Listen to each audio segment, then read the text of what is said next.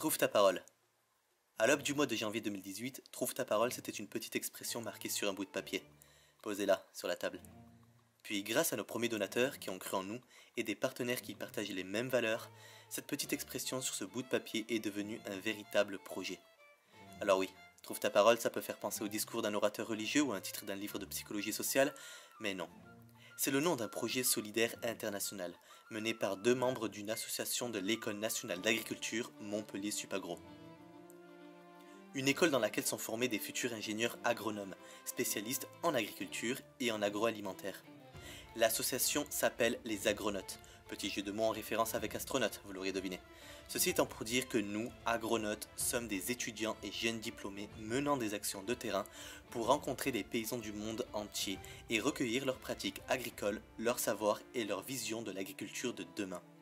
Le but, valoriser ces pratiques auprès des universités et auprès du grand public. Promouvoir une agriculture plus durable et plus responsable de l'environnement en donnant des exemples concrets, c'est ça l'idée. Montrer une agriculture plus adaptée pour toi, ta santé et ton environnement. Les agronautes, ça peut également faire penser aux argonautes. Tu sais ces figures héroïques de la mythologie grecque qui sont partis en mer à la recherche de la fameuse toison d'or. Bon, eh bien nous c'est un peu pareil. On part partout dans le monde, en France, en Amérique, en Asie, en Afrique. Trouver des initiatives agricoles durables, eh bien c'est un peu ça, notre toison d'or. Depuis 3 ans, chacun d'entre nous menons des projets différents aux 4 coins du monde, en essayant de cumuler les expériences et de restituer les connaissances et témoignages auprès du plus grand nombre. Cette année, l'un d'eux, c'est Trouve ta parole, créé et organisé par 2 agronautes, Camille et moi-même, Jordan. D'ailleurs, ce par quoi on pourrait commencer, c'est se présenter. Je m'appelle Camille, j'ai 22 ans. Je viens d'un petit village proche des gorges du Verdon. Je fais mes études à l'Institut des régions chaudes, qui est un pôle de Montpellier-Supagro. J'étudie plus particulièrement les systèmes agricoles durables au sud. Je m'appelle Jordan, j'ai 24 ans, j'ai fait d'une petite contrée lointaine des Alpes de Haute-Provence qui s'appelle Digne-les-Bains et je suis aujourd'hui diplômé en développement des territoires ruraux et en écologie.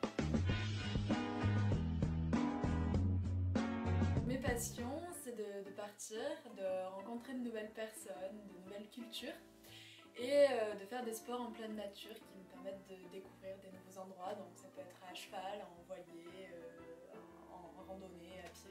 Voilà. Je suis un très grand passionné de voyage, de liberté. J'adore partir et découvrir des nouvelles cultures, des nouvelles langues, des nouveaux endroits. Et un grand passionné de paléontologie aussi. Notre projet Trouve ta parole, ça consiste à revaloriser des zones rurales et isolées d'Amérique du Sud en ayant 2 approches, une agronomique et l'autre socio-anthropologique. Ça va, mais peut-être ? Oui. Alors, la démarche agronomique, c'est tout simplement parce qu'on souhaite étudier la durabilité des systèmes agricoles dans lesquels on va se rendre grâce à plusieurs indicateurs techniques. La partie socio-anthropologique consiste à utiliser des outils et des techniques qui vont nous permettre de nous immerger le mieux possible au sein des communautés, de limiter les effets d'intrusion et aussi de comprendre les savoirs locaux et ancestraux des communautés agricoles.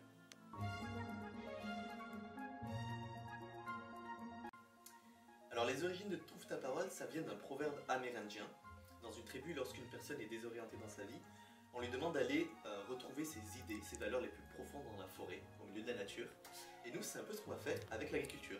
C'est-à-dire qu'on va aller en Amérique du Sud, rencontrer des paysans, des communautés autochtones et rurales pour essayer de savoir, de comprendre, d'imaginer ce que pourrait être l'agriculture de demain. La finalité de notre projet, c'est de valoriser l'agriculture paysanne et familiale et de restituer nos connaissances et nos expériences auprès du grand public.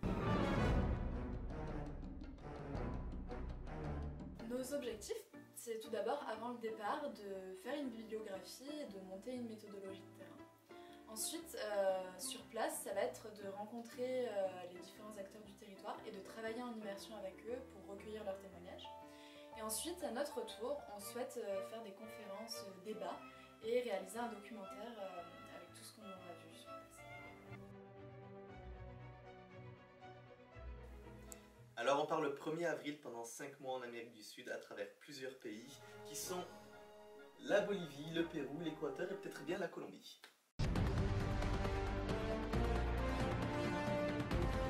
Multisite à travers plusieurs pays Et on a choisi de suivre une démarche inductive, c'est-à-dire qui ne part d'aucune hypothèse. Et on veut donc que notre travail soit exploratoire, expérimental. Et on a choisi de faire une grille qui s'appuie sur plusieurs indicateurs de durabilité et qu'on a nommé la grille IPM, donc grille d'indicateurs prévisionnels multifactoriels. Hop, tiens, petite pause. Vous pouvez vous demander ce qu'on entend par l'agriculture durable. C'est quoi avoir un comportement responsable en tant qu'agriculteur, en tant que consommateur, en tant que voyageur, en tant qu'humain? C'est quoi l'agroécologie? Qu'est-ce qu'on entend par développement durable et développement local? Eh bien déjà, l'agriculture durable, c'est une agriculture viable, vivable et reproductible. Quoi? Ce n'est toujours pas clair pour vous? Bon, eh bien à vrai dire, pour nous non plus. Pour répondre à toutes ces questions, on va donc chercher des exemples concrets, sur le terrain, en Amérique du Sud, en apportant des témoignages et des analyses à l'échelle de l'individu. Recueillir les pensées et les savoirs de personnes qui jusqu'ici n'intéressaient personne. Interroger ces familles évoluant dans un contexte social, environnemental et politique particulier. Ceci pour qu'ils puissent pointer les problématiques dont elles sont victimes, pour qu'elles puissent nous donner leur définition de la durabilité, leur définition de ce que doit être l'agriculture responsable et quel rapport devons-nous entretenir avec la nature. Et la nature avec un grand N, celle qui regroupe toutes les espèces végétales, animales dont nous, les différentes populations, les différentes cultures, le sol, l'eau, l'air, les systèmes agricoles, en d'autres termes, ce que l'on peut aussi appeler l'agro-biodiversité. Nous, on essaiera de mener notre enquête pour apporter des compléments ou des contradictions à des définitions et des concepts qui manquent de précision. L'agriculture doit être durable pour tous, ouais. Mais on se doit alors de recueillir les définitions et la vision de ce qu'est l'agriculture durable de ces femmes, de ces hommes et de ces enfants qui vivent de l'autre côté de la planète. Plus que de se contenter de définitions préconçues d'indicateurs venant d'articles scientifiques et de manuels scolaires. Alors bon, si on essaie de faire un reset de nos cerveaux avant notre départ, pour essayer de partir avec le moins d'a priori possible, on garde toutefois quelques constats en tête. En s'appuyant sur une étude synthétisant des travaux réalisés sur le concept de l'agroécologie, paru dans le journal Agroecology and Sustainable Food Systems en octobre 2017, le désir de promouvoir une agriculture plus durable viendrait d'un besoin urgent consistant à fournir une sécurité alimentaire pour une population mondiale grandissante. Et ce, dans un contexte de changement global. Alors quels changements globaux? Eh bien voici une petite liste. Changement climatique, pollution atmosphérique, pollution des sols et de l'eau, perte massive de la biodiversité terrestre et océanique, augmentation massive du phénomène d'urbanisation, détérioration des services écosystémiques, inégalités sociales et conflits socioculturels et politico-économiques touchant significativement les populations pauvres et surtout les femmes, la jeunesse, les travailleurs immigrés et les populations autochtones.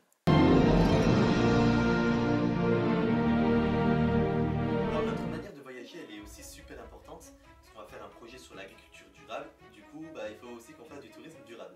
Alors, ce qu'on va faire, c'est qu'on va privilégier les transports non motorisés et on va se déplacer à pied, en vélo ou à cheval entre les fermes dans une même région. Et pour les très grandes distances, on va utiliser les transports en commun. Alors, quand on parle de tourisme durable, de tourisme responsable, ça ne touche pas que les transports, c'est aussi notre manière de se comporter sur place, notre manière de consommer. On va essayer de dormir chez l'habitant, de manger local, de limiter nos déchets et d'éviter tous les grands complexes hôteliers, les McDonald's, les Burger King. Voilà. Une petite boutade, c'est qu'on a pris l'avion. Mais on aurait bien aimé rejoindre le continent sud-américain en voilier en faisant une transatlantique. Mais faute de temps, on a choisi l'avion. Voilà, c'est notre seule petite boutade. Petite précision sur le tourisme tout de même. Aujourd'hui, vous, jeunes étudiants assoiffés de voyage et de liberté, êtes témoins de nombreux récits de voyage qu'offrent certains touristes. Vous retrouverez de nombreux articles et blogs disant qu'il est possible de partir dans un pays et de ne vivre avec rien. Certains vont jusqu'à mendier pour pouvoir voyager. C'est à débattre, mais nous, ce n'est absolument pas ce que nous allons faire. Le tourisme doit apporter quelque chose de bon.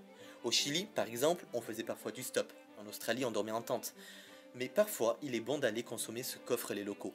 Au Chili, nous étions allés dans un petit restaurant familial qui proposait des fruits de mer. Ce fut l'une de nos meilleures expériences. La nourriture était bonne et locale. Le père de famille était pêcheur. Nous avions discuté comme des amis. À la fin, ils nous ont offert des petites cartes postales. Et on était contents d'avoir payé pour ce service, pour cette nourriture et pour cet échange. Notre manière de voyager pour ce projet sera aussi importante que nos actions pour revaloriser les zones rurales d'Amérique du Sud. Alors bon, maintenant vous êtes en droit de vous demander, ouais, mais pourquoi l'Amérique du Sud ? On a fait le choix de partir en Amérique du Sud, puisque en fait il y a 3 ans, on est partis tous les deux au Chili réaliser une étude qui portait sur les communautés mapuches. Et les Mapuches, on peut expliquer. Ouais. Les Mapuches, c'est une communauté amérindienne qui vit dans la partie sud du continent sud-américain. Au Chili, en Argentine aussi, je crois, la Bolivie, ça a confirmé. Ouais. Et on a fait un travail interdisciplinaire qui était complémentaire, qu'on a mené sur place. Et c'était très intéressant. Oui. Alors en ce qui me concerne, je travaillais avec des agriculteurs qui étaient dans la zone de Padre Las Casas, qui est une zone rurale proche de la ville de Temuco. Et on regardait ensemble comment c'était possible de valoriser les produits locaux et derrière de les transformer. Moi, ce que je devais faire, c'est de valoriser la culture mapuche qui est en perdition aujourd'hui, car il existe un conflit entre les Amérindiens, les autochtones et les autres Chiliens. Et c'est très sensible au niveau politique et économique. Tout d'abord, j'ai remarqué qu'il y avait un fort exode rural et que les paysans ne voulaient plus avoir seulement leur activité d'agriculteur et diversifier leur activité en étant maçon ou plombier, etc. Que les enfants, pareil, ne voulaient pas rester pour travailler dans les campagnes. Ensuite, j'ai remarqué, en ce qui concerne la culture de pommes, puisque c'est la culture sur laquelle je travaillais, qu'il y avait une très grande diversité de variétés, mais qu'elles n'étaient pas du tout valorisées, et donc en fait les pommes tombaient et étaient laissées à l'abandon, et c'était les cochons qui passaient et qui les mangeaient. Alors de mon côté, au niveau social, ce que je pourrais dire, c'est qu'en fait la région où on a travaillé, ça fonctionnait un peu comme un millefeuille culturel. C'est-à-dire que la ville, qui était limitrophe à la communauté rurale dans laquelle on travaillait, la dominante c'était la culture occidentale et chilienne. Il y avait des casinos, des Burger King partout. Ensuite, en périphérie, il y avait les marchés. C'était un peu un hybride entre la culture occidentale et la culture mapuche. Et ensuite, les zones rurales, c'était que mapuche.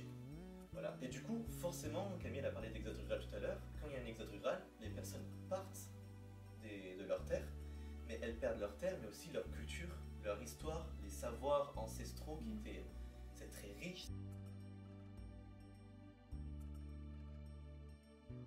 Alors, on a mis plusieurs actions en place. Donc, tout d'abord, pour valoriser la pomme, j'ai eu l'idée, avec les communautés, de mettre en place un séchoir solaire. On a aussi étudié la possibilité de faire un pressoir commun. Après, sur le terrain, on a mis en place des petites techniques pratiques et faciles, comme la taille, la fertilisation avec du compost, ou encore la lutte naturelle contre les ravageurs. De mon côté, j'ai fait de la recherche sur ce qu'était la culture mapuche, l'histoire mapuche. Et ensuite, j'ai organisé une campagne de sensibilisation avec des ateliers participatifs par thématique. C'est vrai, les gens nous demandent parfois. Mais pourquoi travailler avec des autochtones amérindiens qui ont peu de liens avec nous? Pourquoi ne pas travailler avec des agriculteurs français? Ouais, eh bien certains trouveront cette question bizarre, mais quelque part, elle a du sens. D'un point de vue écologique, ça serait plus responsable de travailler sur les problématiques de notre territoire, c'est vrai. Mais nous avons une pensée globale qui passe outre les frontières, les mers et les océans. Nous sommes tous en interdépendance. Et soutenir et travailler avec celle ou celui qui est de l'autre côté de la planète nous aidera, nous. Pourquoi pourriez-vous me dire? Eh bien, Hope Shand est une chercheuse travaillant sur la biodiversité agricole et les impacts sociaux et économiques des nouvelles biotechnologies pour ETC Group. Dans son article « L'effondrement biologique, la perte de la biodiversité agricole », elle met en avant des points extrêmement importants en termes de conservation des ressources. Lorsque l'on parle de conservation, on ne peut séparer les espèces et les écosystèmes, des communautés rurales et des populations indigènes. Eh bien oui, la plus grande diversité génétique, on la retrouve en grande partie dans le sud, dans ces pays dits en développement. Depuis des générations, des paysans de régions tropicales et subtropicales ont consciencieusement sélectionné les espèces végétales et animales dont ils avaient besoin, et qui plus est, étaient correctement adaptées à leur micro-environnement. Aujourd'hui, les communautés agricoles d'Afrique, d'Asie et d'Amérique latine sont devenues les gardiens de la plus grande partie de la biodiversité agricole et de la diversité génétique des agroécosystèmes. Sauf que le problème, c'est que depuis la Révolution verte, qui introduit depuis les années 60 une politique fondée sur l'intensification et l'utilisation de variétés de céréales à haut rendement, on assiste à une véritable érosion de l'agrobiodiversité. L'agriculture industrielle détruit la planète, et plutôt que de favoriser la diversité génétique, elle n'introduit qu'une variété de plantes par exemple, en utilisant une quantité massive d'eau, de fertilisants et de pesticides, pour maximiser la production. Je l'appelle viol de la nature. Ouais. Bon, en gros, le futur se résume au backstory de certaines œuvres cinématographiques anticipatives, que vous connaissez déjà bien, exposant un monde sans plus aucune espèce animale et végétale et sans aliments. La diversité génétique, c'est important pour la biosphère et vital pour maintenir une agriculture durable. Cela permet de lutter naturellement contre des stress environnementaux tels que les maladies par exemple. Aujourd'hui, cette diversité génétique, on la retrouve grandement au sud, comme en Amérique latine par exemple. Et vous savez quoi? Ce sont des populations autochtones qui détiennent des savoirs locaux et ancestraux à propos de ces ressources génétiques et des écosystèmes. Le problème, c'est que les autochtones sont eux également menacés par les changements globaux. Depuis les 30 dernières années, ils se sont fortement déplacés de leurs terres traditionnelles vers les villes, pour chercher de l'emploi, mais aussi à cause de violations et abus des droits de l'homme, notamment des droits à leurs terres et à la survie culturelle. Durant une conférence que nous tenions durant le mois de janvier, une agricultrice de la République du Congo affirme de manière révoltante. On m'a dit que la France était un pays développé. Mais quand j'étais dans mon pays, je ne surveillais pas ce que je mangeais. Alors que là, je suis obligée de surveiller tout ce que je mange. Alors oui, d'un point de vue économique, le pays est développé. Mais d'un point de vue biodiversité agricole, la France n'a rien. La France n'est rien sans les pays du Sud. Et ce, depuis des millénaires. Quoi? Ça ne vous suffit pas? Voici des chiffres. Les ressources génétiques des cultures diminuent chaque année de l'ordre de 1 à 2%. Les races d'animaux d'élevage diminuent elles aussi à hauteur de 5 à 6% chaque année. Et sans parler des conditions de vie des animaux dans le système d'élevage actuel. L'élevage industriel détruit les écosystèmes. Les forêts tropicales, c'est une diminution de 29 hectares par minute. Depuis les années 80, c'est l'équivalent du Pérou et de l'Équateur qui ont disparu à cause de l'agriculture industrielle. 850 millions de personnes souffrent de la faim dans le monde. 700 millions d'entre eux sont des ruraux. En 100 ans, plus de 70% de la diversité génétique des ressources des cultures ont disparu. Agronomes et vétérinaires sans frontières en a fait son slogan.